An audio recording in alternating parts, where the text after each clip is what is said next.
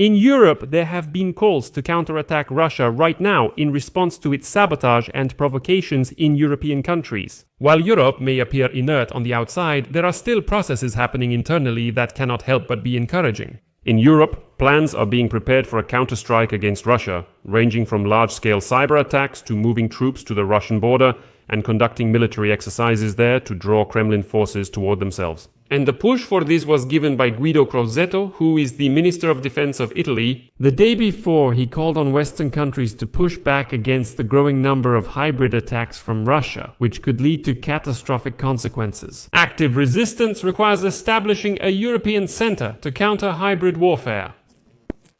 In Poland, which most often is subjected to such attacks, believes that the country is already on the verge of war with Russia, and therefore they have also developed countermeasures.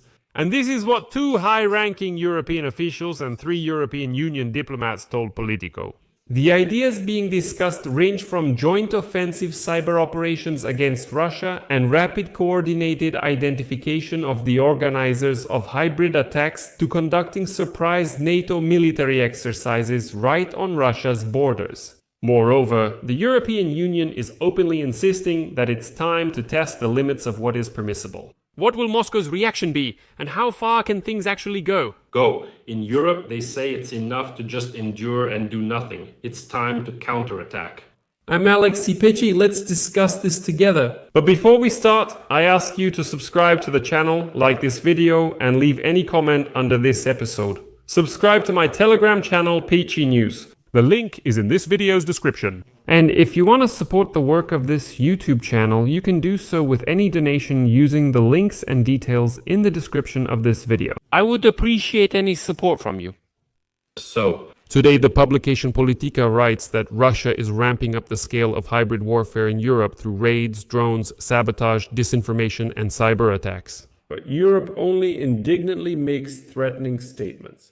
But the first evidence of a willingness to change its position was the recent 125-page report by the Minister of Defense of Italy titled Countering Hybrid Warfare, an Active Strategy. Now, Europe is doing what seemed unthinkable just years ago, planning countermeasures. The Italian Minister of Defense, Guido Crosetto, recently called on Western countries to respond to the growing number of hybrid attacks from Russia, which, according to him, could lead to catastrophic consequences. Crosetto criticized European countries and NATO partners for their inaction as Russia's actions grew bolder and more aggressive. And in the report, he writes, quote, "The hybrid war continues. Within its framework, strikes target critical infrastructure, decision-making centers, key services and structures in each country, increasing the risk of catastrophic damage daily. We are already under attack and hybrid bombs keep falling. It's time to act right now." Western countries, constrained by democratic processes and the slow consensus-based decision-making in the European Union and NATO, only react to Russia's actions, constantly lagging behind. The lack of proper response is absurd and unacceptable. After all, if there were a real invasion by enemy troops, we wouldn't just barricade ourselves at home hoping they would simply leave. As a result, to fight against Russia, Crosetto proposed creating a European center for countering hybrid warfare. In addition, a cyber unit consisting of 1,500 hackers and a military unit focused on artificial intelligence and supply chain protection are proposing to bring in experts in combating disinformation. In other words, he says that all of this needs to be addressed actively, on a large scale and in a comprehensive manner. Sources told Politico that this kind of work is already underway. As 2 high-ranking European officials and 3 European Union diplomats told the publication, the ideas being discussed range from joint offensive cyber operations against Russia and rapid, coordinated identification of the organizers of hybrid attacks to conducting unexpected NATO military exercises near Russia's borders. Quote, "The Russians keep testing what's acceptable. How far can they go, and what will the reaction be?" said Latvian Foreign Minister Baiba Braža in an interview. A more active response is necessary, and the signal is sent not with words, but with actions.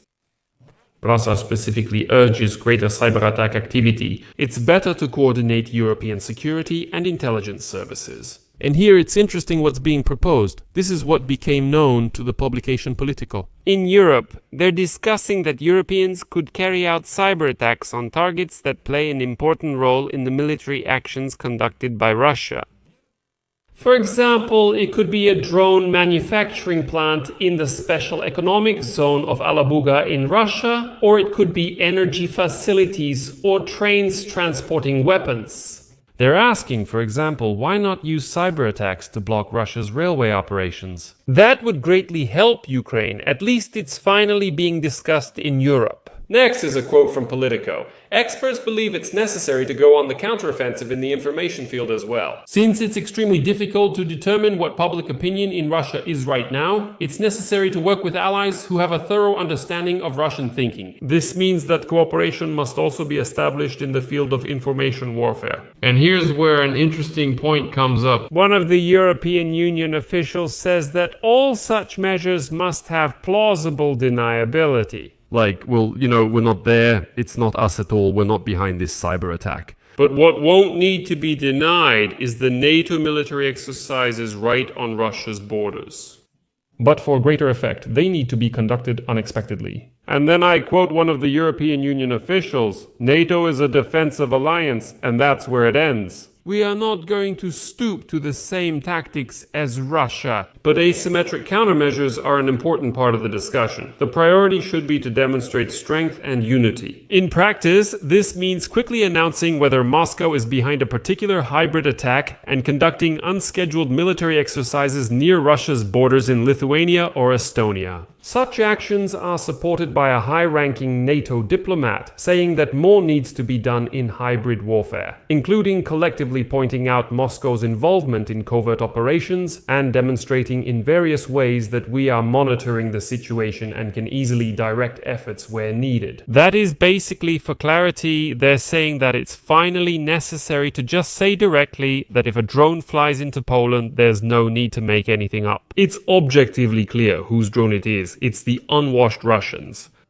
Obviously, the drones being launched over military sites across Europe are the unwashed Russians' drones. So does that mean we need to counterattack? Well, I'll give you some information here. According to calculations by the Prague Analytical Center Globsec, from the beginning of the year until July. I emphasize, by July 2025, people connected to Russia committed more than 110 acts of sabotage and attempted attacks in Europe. That's as of July, but sabotage and hybrid operations have increased since then. In recent months, drones have repeatedly appeared in many European Union countries, forcing airports to suspend operations. Well, on November 16, a railway on the Warsaw-Lublin route in Poland was blown up, a route used to deliver Western weapons to Ukraine. And finally, let me refer once again to Guido Crosetto's report. Crosetto defines a hybrid threat as follows. These are coordinated actions in several areas, carried out by state and non-state actors, which do not reach the level of armed conflict and are often difficult to attribute. They prevent any connection to the perpetrator or mastermind and are intended to cause damage, destabilize, or weaken the opponent. And this is exactly what Russia is doing right now. I'll leave it at that. Share your opinions and conclusions in the comments below this episode, subscribe to the channel, hit the bell, and don't forget to like. That's all for now.